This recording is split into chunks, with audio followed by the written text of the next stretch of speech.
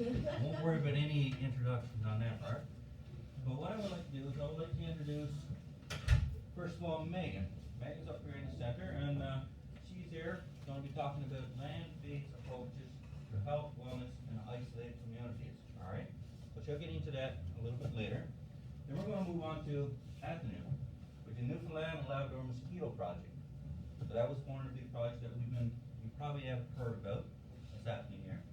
And then Carolyn's going to talk about development of healthy communities and roles within the school with the school students.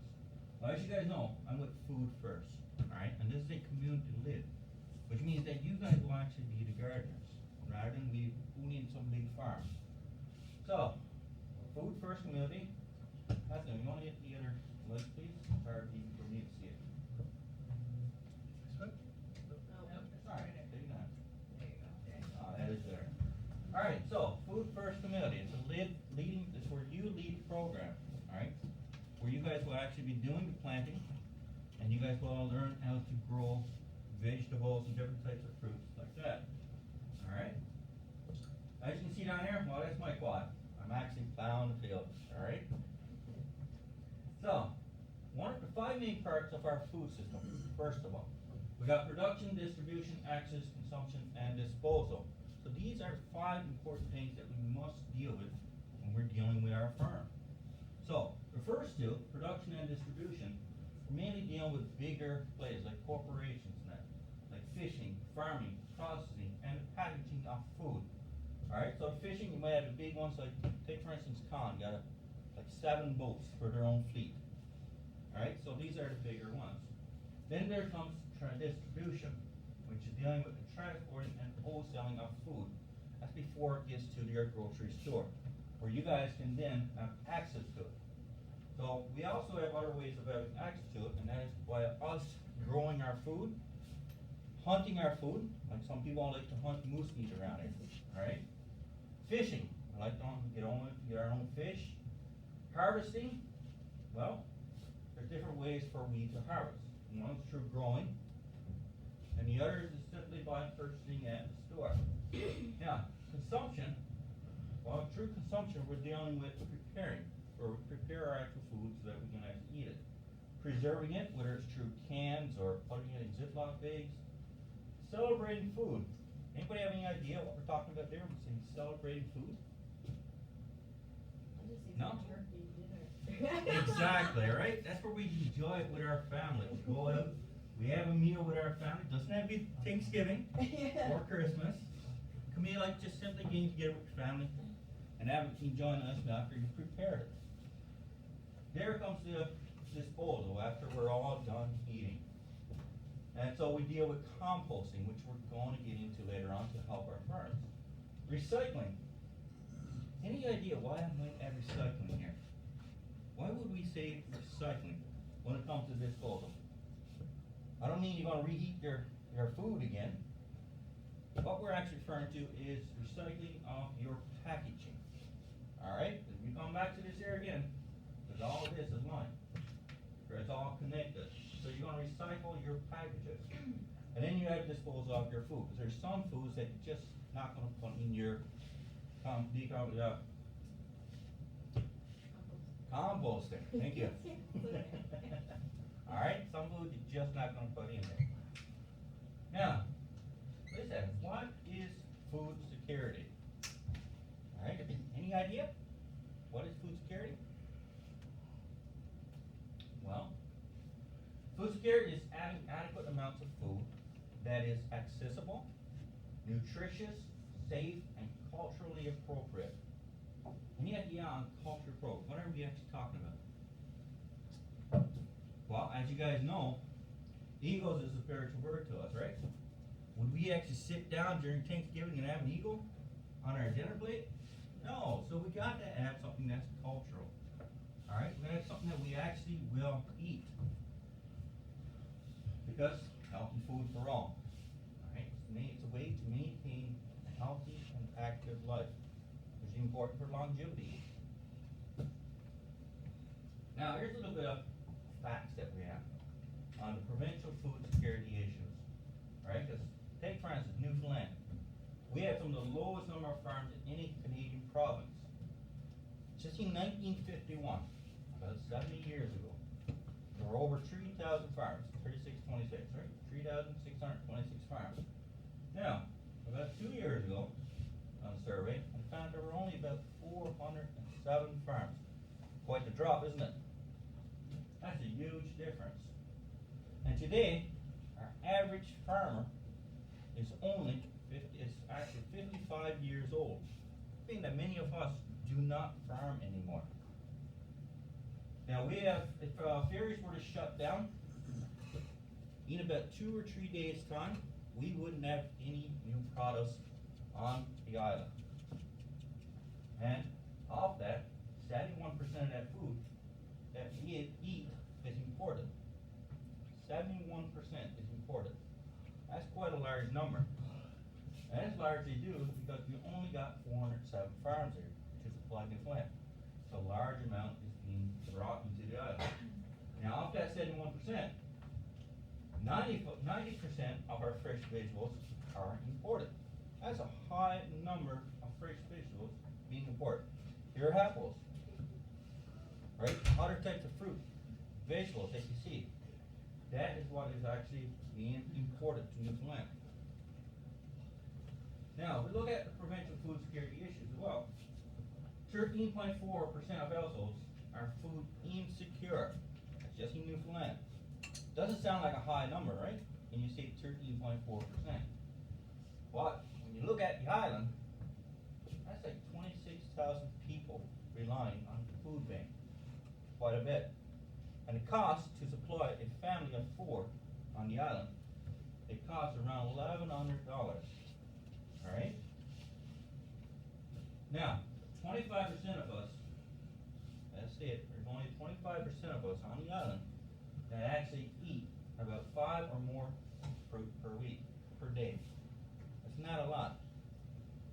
Alright, it's like 25% of you guys eat a bit of fruit. How many of you guys had a piece of fruit yesterday?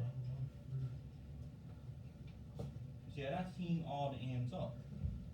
Alright, which is fine. Now, the prevalence of diabetes in Newfoundland has increased by 68%. Now, being on an Aboriginal reserve, we know quite a bit about diabetes because the reserves tend to be getting hit from what they're saying in the news. And 68% of the island over the last decade state to have diabetes. That's a large number. Over half the island has diabetes of some form, whether it's class 1 or class 2. Type 1, type 2. Despite our island being very rich with food, it's a rich food heritage. We have gardening. There are some small farms, local farms with backyards do have gardening. We have fishing. Quite a few of us do fishing. Hunting, pretty popular. Berry picking, foraging, preserving wild animals, and the sharing of food. All of these happen within our own community, right? Not just outside, but also within our community. Now, but what is Food First?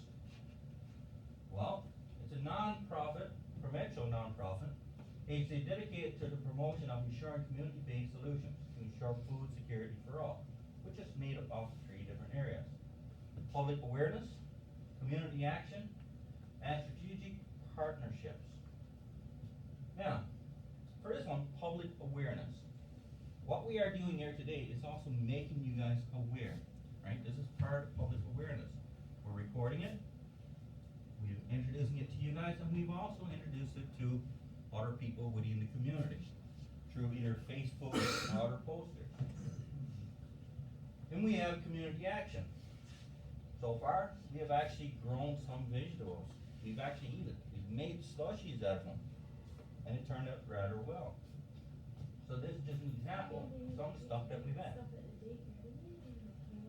Yes, daycare is known for it as well. Yeah, Theirs have grown really well. Georgia had a kale smoothie and she really liked it, so. Yeah. And they grew it there. That's right. This year is probably the first time for some people to actually have kale, freshly grown kale, and put it into a smoothie. To tell you the truth, I went up to the women's group as well, and I done a presentation there. We all enjoyed having the kale as a slushie, part of our slushie. It was awesome. First time for me trying it. So we're gonna get to try a few new different visuals that probably not that common. Or you probably had it before, I'm not sure. But here's where it all begins. Alright? This little farm right over here. As we know, the school is there. Anybody have been down there so far? To the farm? Or actually even just looked on it? Right, so it's getting out there. It's just right over here. This is the parking lot, the roads. Yep, and it's just over here. Roads cut down, roads fixed up, you can go down in the car now. Alright? It's 62 meters by 62 meters, which means it's quite large. Alright, it's like 180 feet by 180. Now, clearing the grounds. So the first thing we had to do was get in that old tree stump, start clearing it up, mulching it up a bit, just so that we can get it ready to be planted. Also, we started painting some posts so that we can mark off the different barriers, which I'll show you guys the importance of it now in a few seconds. Alright? And well, another example of my quad again. Alright, on around, raking it out. But that's good. No, it's like going out with your head over there. Oh, okay. So, it helped, it worked. Now, this is our future plan. This is what we're going to have. This is one that we got designated for the school itself, and as you know, there's a red barrier going around.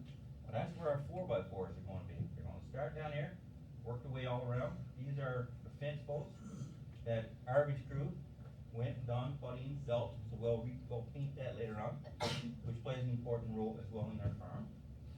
So area will probably be, you will have an outdoor school classroom if you want. If you want to use it, it's right there. Each one of those, there's one for every class, from pre-K right up to grade 12. Everyone will have the opportunity to actually grow.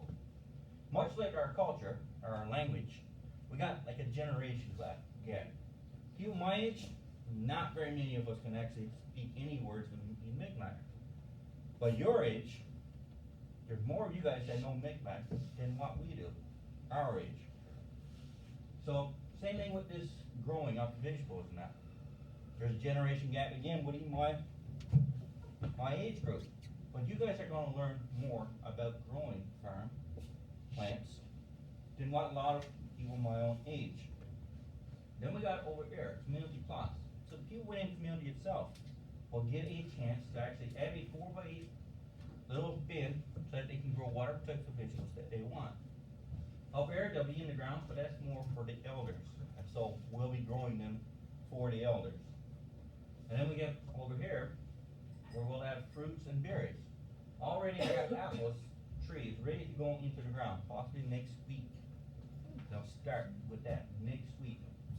Later on, we'll have different types of berries, whether it be gooseberries or whatever. If you guys got an idea, I'd like to see it typed in there, why not make a suggestion? Right? And maybe something we haven't thought of. Right? And that would really be appreciated, any input from our students. Especially your generation. You're the ones that's gonna be growing this, watching it, watering this. We'll have water bins set up over here.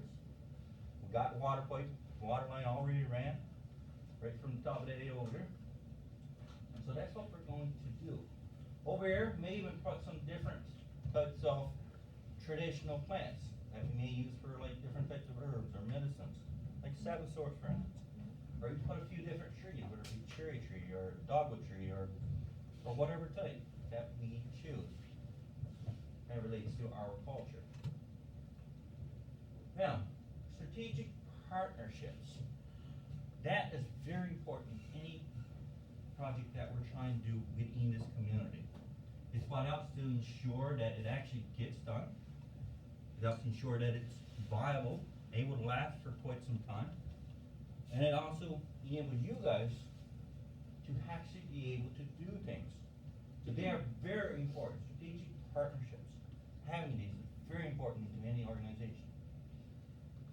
So, what we're going to do, we're going to start with land-based approaches, which is where Megan's going to get up. And remember the groups that I introduced earlier? Well, these are people.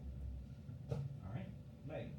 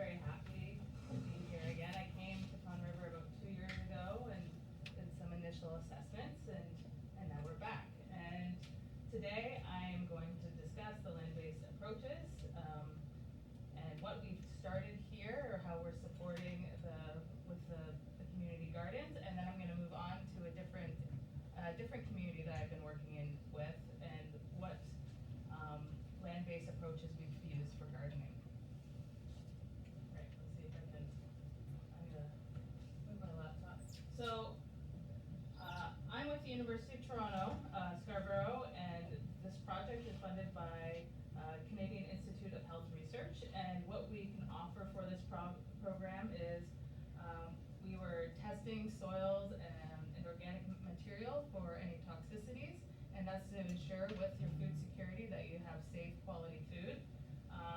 We are working with Food First, and determining the garden techniques, and as well, you guys can help with that. And, we will support these, projects, and, we can determine, different gardening techniques that are very site-specific to this area. And then also, we would like, as we continue the project, we would like to continue to, look for future funding to keep, funding this area. And so, what our initial research will be looking at different, heights of garden boxes and different methods within it, and, seeing what best works in this area and can adapt and have the best yields with, the climate. Yeah, so now, so we're just here, we'll hopefully get at least one or two garden boxes out there, and that'll help us, budget for other, how much it'll cost for bringing in other boxes. And so now I'm gonna discuss a different example of another community that has some food security issues, that is in the far north of Ontario. And so, a place that I worked at since, 2013 is called Fort Albany. I don't know if you've ever heard of anything in the news with Attawapiskat or Saskatchewan. Anyway, they're often on CBC News, but we're neighbors to that. And, it's, fairly, far north. For instance, Toronto and Ottawa and my hometown is like around here, and the area where I do research is up here. And so what, if I was to travel by car, I would have to drive around, go to Cochrane, and then I'd have to put my vehicle on a train and go up to Moosonee, and then I would be stuck there if it was any time other than January to March. So if it was January to March, there is an ice road, and then I can drive all the way up. If not, then, I would have to fly. Or take a really long boat ride that's kind of risky. And this is also, the climate's considered, a subarctic, region, and it's in Mushkegowuk Cree territory. As I said, it was a remote fly-in community. There's a population of about 900 people, and they have one grocery store that provides perishable foods that are available, and then twice a month they have just started a program, a food market program, where they'll bring in, food, as well, kind of similar how the grocery store does, but it's just a 1 or 2 day thing to minimize food waste. And they have their own security issues. Theirs is 70% of the households are considered food insecure. And what's actually good about Food First is that they've collected a lot of data on like food insecurity. And we don't have as much information of these James Bay coastal areas where Fort Albany resides. And so it's 70% of households are food insecure. Do any of you remember what the percentage was here? 13.6. Was it 13? I don't, nope. It was close though. It was 17, right? 17.5? No, I'm sorry, I'm 13.4 already. Pardon? My bad, 13.4. It's 13.4? Yeah, 13.4, my bad. I'll keep going now. All right. Sorry. Oh, I won something.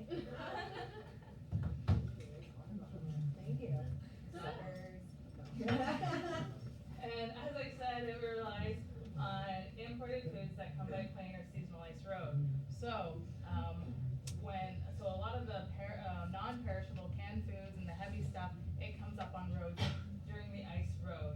And with the uncertainties of climate change, they may not have the road. Plus, they depend on the De Beers diamond mine to create this road, and they are no longer in business over there. So that is causing some people to worry and making their food costs increase more. And then the weather also, because it's in a large bay, and the weather can be quite awful for plane travel, and sometimes the food doesn't get up there. So it doesn't matter how much money you have, a lot of the time, if the food's not there, it's not there. Most of the food is purchased is processed food or poor nutrient quality. By the time fresh fresh produce gets there, it's not so fresh anymore, or it's spoiled. Or people don't want to take that risk to buy it because they won't be able to return it and get their money back, and their safest bet is to buy canned foods. And often this has like a higher caloric value and a lot of sodium and not quite good compared to, like, if you bought canned beans can have other like, yeah, salts and whatever in it, and compared to the fresh bean that you would get if you didn't live there, or if it was grown. Furthermore, it costs around $17,000 per month for a family of 4 to eat a minimal nutritious diet. Does anybody remember what the number was for with Tim? Was discussing in Newfoundland the average cost? 1100. Pardon? 1100. Yes. Yep. Sneak your hand in there.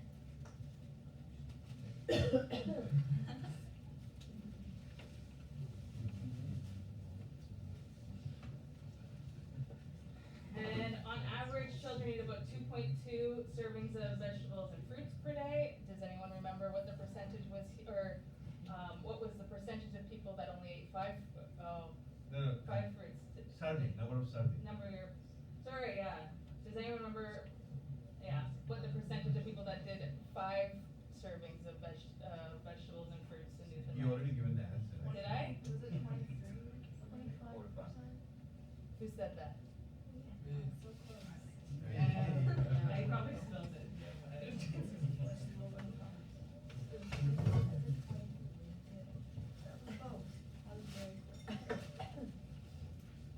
And also, we don't really have exact numbers in the area, but there is a high prevalence of obesity, diabetes, heart disease, and tooth decay in the region.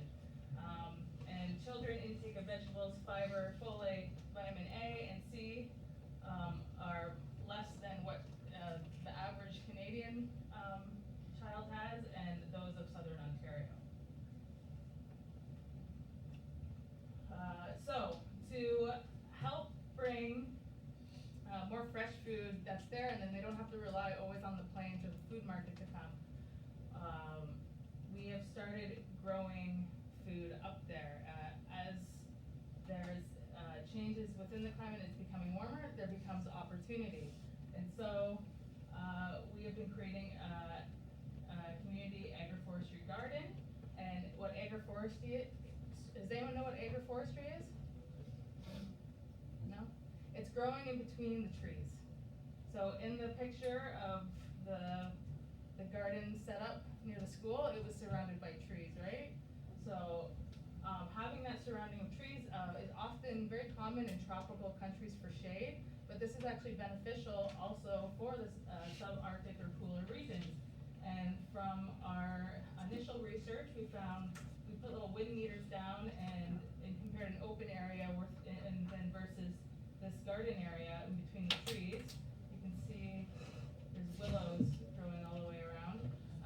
We reduced the wind speed by 30%, and reducing that wind makes a little microclimate in there. So this increased soil and air temperature, and that helps the plants grow quicker and better. And this also improves nutrient cycling. The roots of the trees actually improve phosphorus content in the area, and kind of helps keep the nutrients in that region. And also having warmer soil temperatures makes the nutrients that plants need more available. And it also helps regulate moisture. When there's too much water, the trees help suck up some of that moisture. And in this garden plot, you can see we're doing some in the ground. There's some garden boxes, and we even used untreated pallets and made that into as well. And some of the plants we've grown, we have, of course, potatoes, we have green beans, we have some edible flowers, carrots. This guy has actually really big hands, so the carrots are bigger than his hands are huge. Some radish, kale.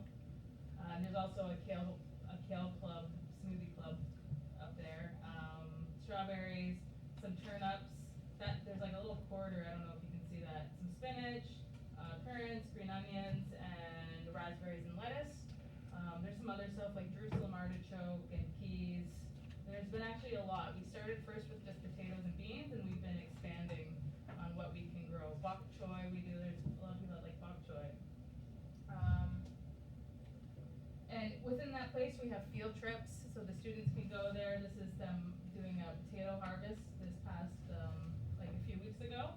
And then we do a community harvest too, where anybody can come in and they just grab, fresh food, and all we ask for is to weigh it so we can estimate the yields. And we like to combine culture with the gardens. So a food staple in Fort Albany and the James Bay coast is Canadian geese. And often they're harvested in April. April is the big time. And they like to smoke them. And so we've decided to, since we have, the soils there have low phosphorus and potassium, which is two major nutrients that plants need. And so with the phosphorus, we're like, okay, we'll utilize these geese. And so the heads, the feet, the feathers, we incorporate it to make local fertilizer. And that is, we do it in this large composter that's actually for chicken farmers. And we do a method of composting called hot composting. And you can see, like, it's pretty big. There's a guy, one of our guys painting it out. And we don't only get it from the compost from the geese, we also get it from wood shavings from the sawmills, grass clippings from the field, wood ash, it's good for potassium. And is there anything, so if we were to have, if you guys were to create compost here, what are some items locally here that you would want to use? For the bin itself, or? like Just to container? create, just to make fertilizer, just to create compost. Orange peels. Orange peels, come on over, you're too far away. We'll meet halfway. There's prizes? Throw it, or something, throw it. There we go. Okay. Yeah, so we use shredded paper and, yeah, the vegetable and fruit waste. And these are, some of the stuff's imported, like the stuff that comes from the food that is flown to them. We consider that imported materials. So we're utilizing that because it's nutrients. We might as well not put it in the dump. We might as well utilize it. And then we also utilize local materials. And so a big thing is to improve soil phosphorus. So when we put the geese in the composter, we let them compost for a year, and then within the next spring, when we're going through it, or sorry, in the fall when we're transferring the compost from the composter to a place of storage, we sift through.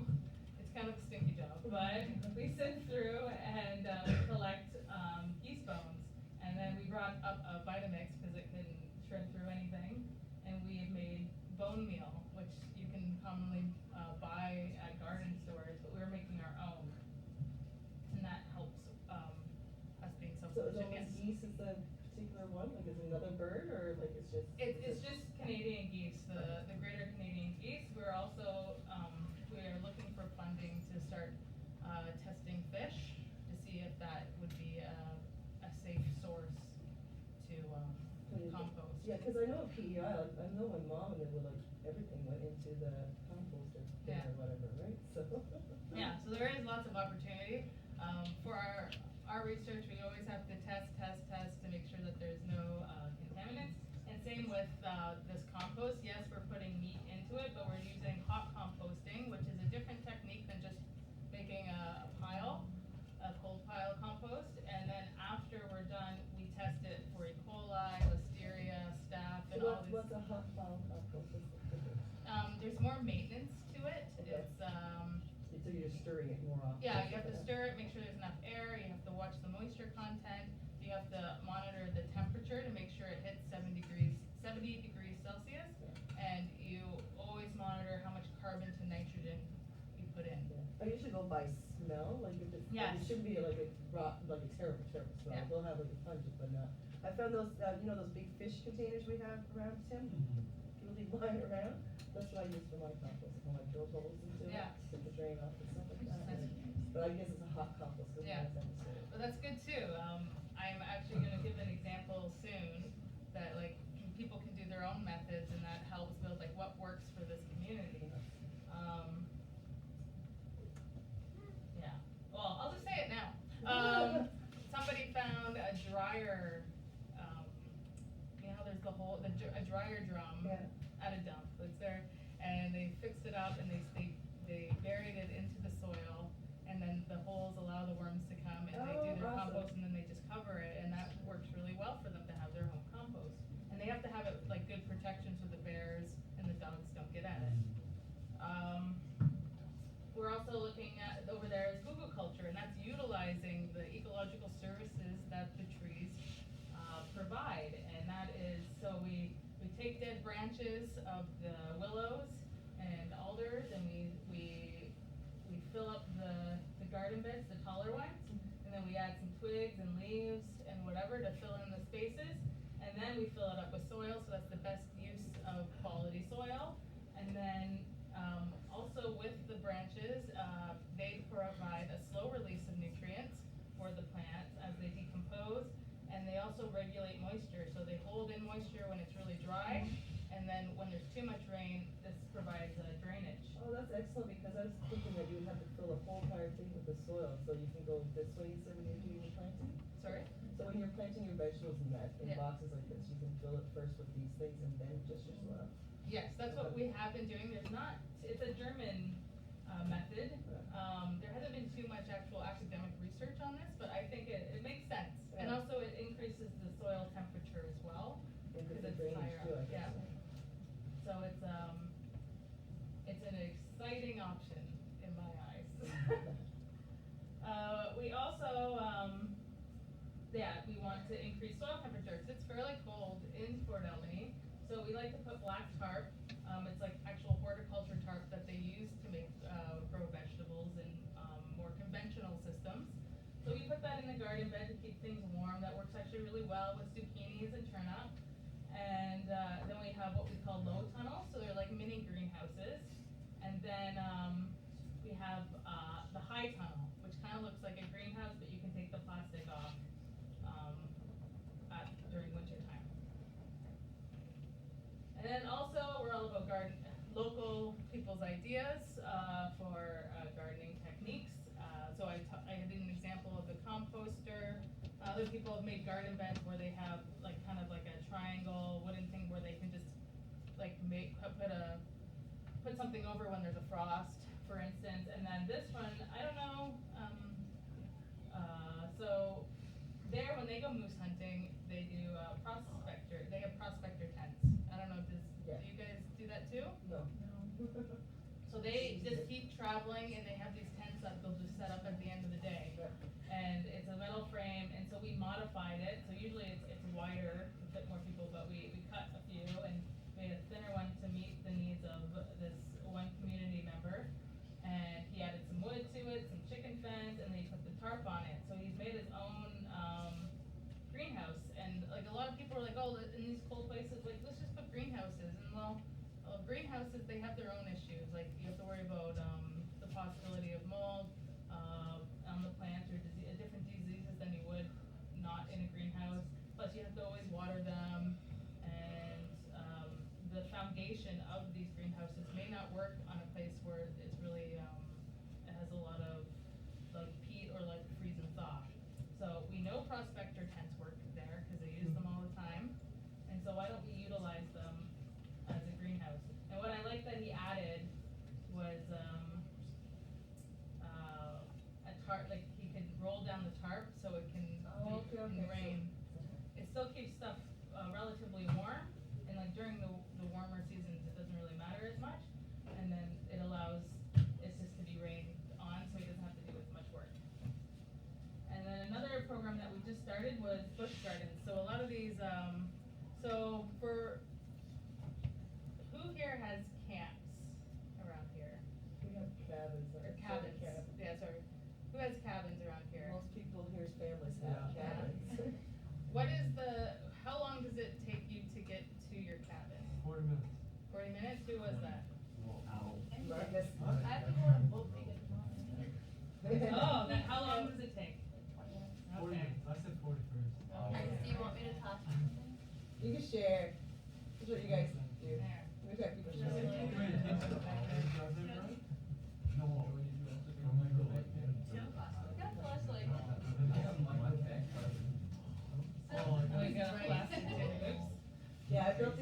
to my camp, but the moose died in it. Even though I got my yeah. fence very, very high. Some of these people, they can only get to their cabin at like, at certain times a year. So in the spring, when when the river, yeah, it's all about how high the river is. Yeah. And so, and get in the spring, and then it's really, really high, and then in the middle of the year, it becomes more difficult, and then it becomes really, really dry, and then they can get back, or they'll put more effort into it, because they really wanna go moose hunting. And so, what they do, and also these hunting times for the Canadian geese and for the moose, they also overlap during times that are important for, like planting, for gardening and harvesting. So they're like, okay, if we can't be in the community at these times, we're gonna put our own gardens at our camp. And so here's an example of a friend that they started to make it, and they have some protection from the bears, but that's not always guaranteed. And this is her first year of it, and she's pretty content, and she's gonna become more committed. And they just found blueberries, which is interesting because they've never, like, it's a new discovery for them that they were there and they were blueberries. So I think the ancestors must have given them that this year or something. And anyway, so we would like to promote that more, and also if there's berries around at their camps, to bring some of them into the community, so other people that don't have the resources to go out there, because it becomes very expensive, that they can just have it nearby. And so, with these climate changes in the community, this has been changing migratory patterns, so it's becoming more difficult to hunt, plus the threat of the ice road not existing anymore is a threat. However, there are opportunities as the gardens, and we hope to keep working on adaptation to these changes. And as I'm discussing the topic of climate change, I pass the presentation on to Atnu, and who will discuss the mosquito project.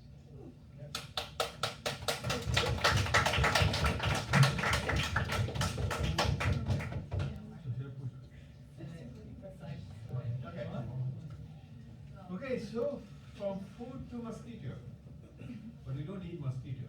Do we eat? Do we need? Okay, how many of you have experience of mosquito bite? Me.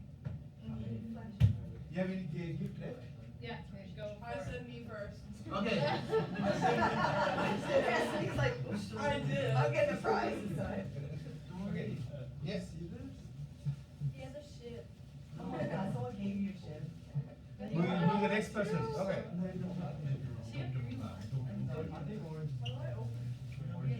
Who's the next person bitten by mosquito? You. Anything left? I don't know. Or empty bag.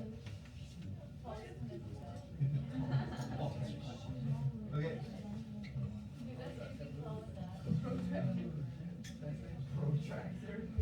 Okay, so anybody has bitten by mosquito this season? Is anybody who hasn't been?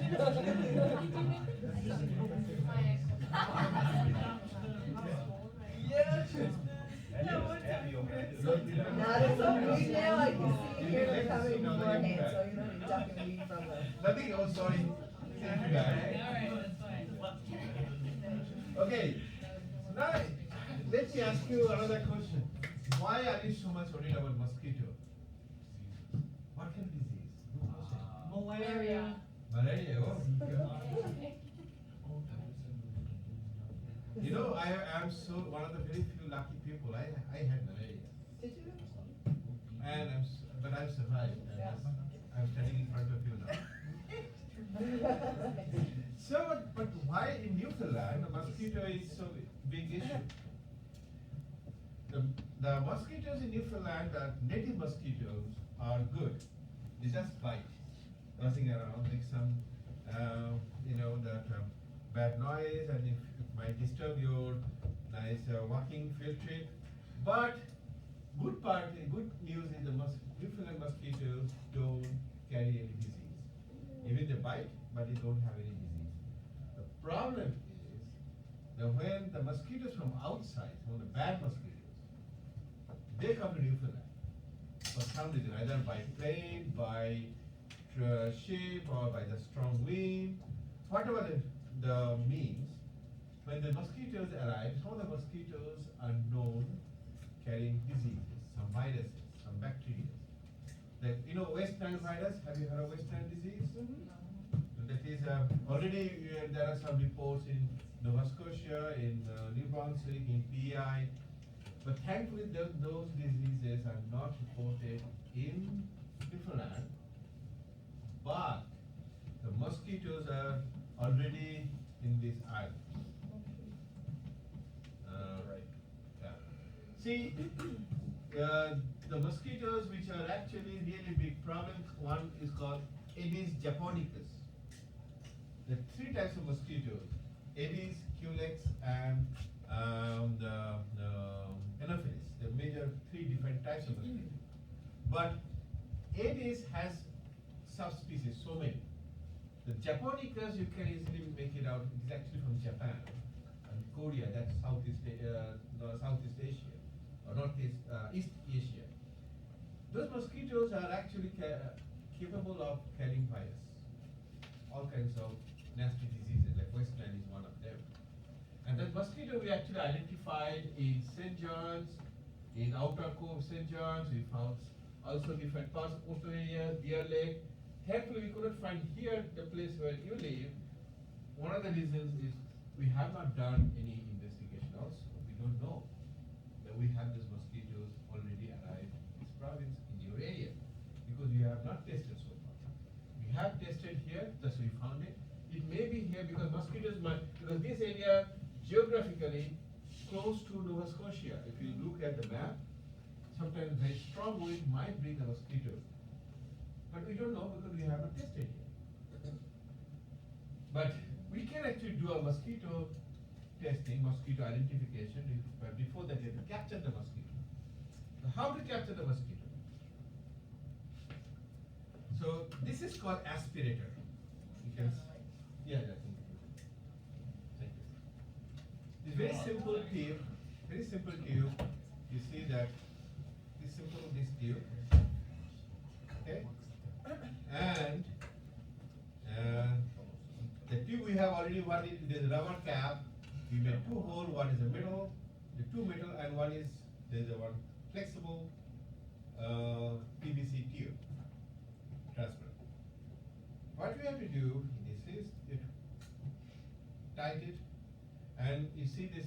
Now you have to turn off the light. Sorry. So you can carry when you're going for hiking or any kind of camping, just hang it, and you can see the mosquito buzzing around. Allow the mosquito to sit on your hand, you know, this hand, and hand on any exposed part of the body. And then you have to be careful. You see the mosquito here, you just, this is almost like vacuum cleaner. So very close. It needs skill, little skill, but I've seen that even the junior high small kids they're also doing it. I mean, St. John, some of the kids are very smart. So you just get this end of the tube very close to the mosquito, and then suddenly suck hard, and it will collect it here. And once it's collected, it will escape because now you have to again turn on light. Good for you. What happens if it's stuck? Huh? Are you stuck up in the mosquito? Do you know? No, you see it. No, because it's a separate tube. So suppose this mosquito is here, for example, and here. So we have to be very close to the mosquito, as close as possible. The mosquito is smart insect. Yeah. If you move very fast, it might fly. So as close as possible. And see, it is transparent. Sometimes they could not differentiate. If it is very opaque, say green, red, black color, sometimes they can see the movement easier because they have multiple eyes and they can easily see. But if it is transparent, sometimes they may not get alerted so easily. So you can get as close as possible. Suppose this is a mosquito, very close, and then it will come here, inside. So Joy, in other words, just stop sucking as soon as you see the mosquito get Yeah, inside. it will. But we may find, oh, if it comes to my mouth, it might happen, but we have put a net in here. So net will prevent you From sucking in your ass. instead of swallowing mosquitoes, and mosquitoes are good source of protein, I guess. What do Is you it? think? I don't know, I don't eat too many. Probably. But once you collect the mosquitoes in a place, couple of mosquitoes you might collect, and then normally it's the most trickiest part is actually to close the tube, because you have to use this aspirator multiple times. So suppose this is we have this, when you use this one, suppose using this one, this tube, so you have one this spare cap, this cap one. So you have to be very careful. Sometimes mosquitoes are they fly, you have to very careful. Sometimes you have to tap it, you keep the mosquitoes down. Once you do it very fast, you have to tie it. And then once you do that, you have to put the name, the date you collected, the locations, and sometimes you use the cell phone to latitude and longitude of the area. I will tell you why you do that. Then you can put cover it with aluminum foil and put it in a freezer. Why freezer? It's a good question. People ask, why do we put it in freezer? What do we do with the mosquito, first of all? We have to send it to our university lab. I will give you all the addresses of the lab, my address, or the person who is doing the research. And we have experts who will actually identify the species of the mosquito. It's a very complicated system, but we have a training. And we identify whether the mosquito is from Newfoundland or from outside. And once we identify the mosquito, we dissect the mosquito head, and we try to identify if they have any virus. If they, we have a machine, we have a DNA testing, we put that mosquito's body part and test whether they have any virus or not. If they have virus, means it is a really big problem.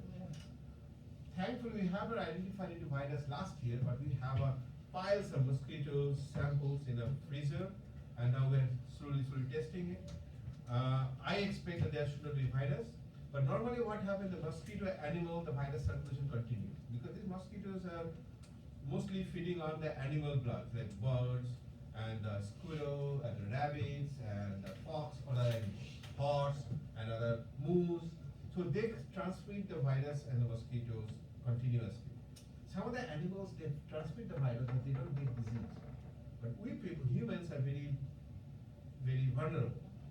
So we might get the disease. So that's why we are so much concerned. So I will leave this one sample, some putter, they call putter or aspirator, some tubes. Now the mosquito season is over, but definitely I will be available at month. I am a medical doctor by profession and public health expert, and I am doing this research, and I will continue this research. So again, the mosquito season might start sometime in early June, something. Somewhere around there. Well, Yeah. So you are most welcome to participate, and I will leave it these are the footers, and if you need more, I can send you more with the envelope. So collecting and send us. You don't need to pay anything. Sure. It is already paid envelope, so we'll pay. We'll collect it, and we'll give you back the results. So that's it. So I will show you again this picture. It's gonna You go can see mosquito how- catch. Yeah.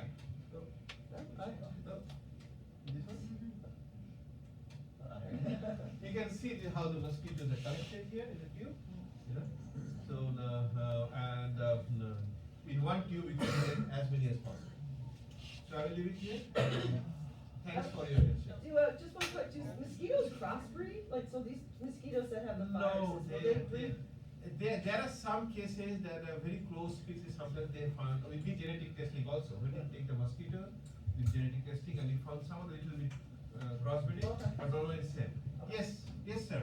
You have any question? No, I don't know, it's stretching. Anybody, any questions, Any question? queries, No? insights? No? So next year I would expect some mosquitoes, yes. I'll do it, I'll help you. And this is the area we are actually very much concerned, because this is one of the untouched areas. Yeah. So I now hand over to Caroline. Thank